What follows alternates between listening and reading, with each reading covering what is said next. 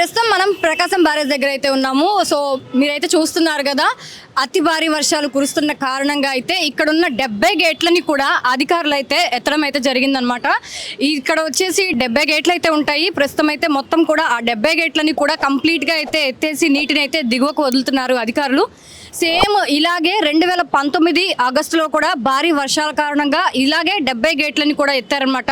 So ఇప్పుడు మళ్ళీ ఈ 5 సంవత్సరాల తర్వాత ఈ 70 గేట్లను కూడా ఎత్తి నీటిని అయితే దిగువకు విడుదల చేస్తున్నారు అధికారులు. అయితే అధికారులు అందరూ కూడా లోతట్టు ప్రాంతాల్లో ప్రజలందరినీ కూడా అప్రమత్తంగా ఉండాలని చెప్తున్నారు. అటు వాతావరణ శాఖ నుంచి కూడా ఇంకా వర్షాలు పడే అవకాశం ఉందని అయితే తెలుస్తుంది. ఇవన్నీ కాకుండా ఇవాళ సాయంత్రానికి అయితే మళ్ళీ ఇంకా నీటి మట్టం అయితే ఇంకా పెరిగే అవకాశం ఉందని అధికారులు అయితే ప్రజలందరినీ కూడా అప్రమత్తం చేస్తున్నారు. దిగువన ఉంటున్న ప్రజలందరినీ కూడా ఖాళీ అయితే చేయిస్తున్నారు అనమాట ఇల్లుని.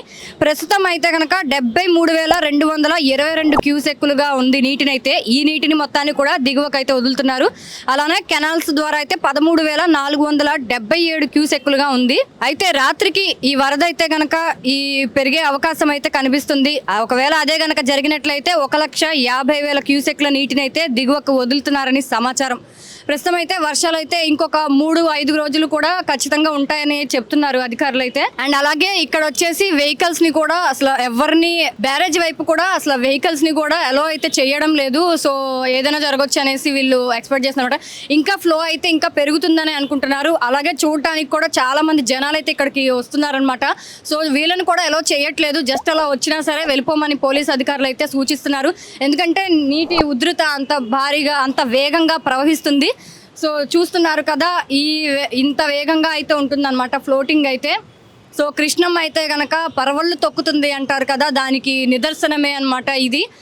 మీరు చూస్తున్నారు కదా, 70 గేట్లని కూడా కంప్లీట్గా అయితే ఎత్తేసారనమాట. నిన్న మొన్నటి వరకు వాటర్ కూడా కనిపించేవి కాదు. ఇప్పుడైతే కృష్ణమ్మ అయితే మనకి కలకల్లాడుతుంది. అటు దుర్గమ్మ ఇటు కృష్ణమ్మ ఇద్దరు కలిపిన మన బెజవాడ అయితే ఎప్పుడు కలకల్లాడుతూ నిండుగా ఉంటుంది. సో చూస్తున్నారు కదా, ఇదే వర్షాలు ఇంకా 3 నుంచి 5 రోజులు కూడా పడే అవకాశం ఉందని వాతావరణ శాఖ అధికారులు చెప్తున్నారు. అండ్ అలాగే ప్రజల్ని కూడా హెచ్చరిస్తున్నారు అనమాట.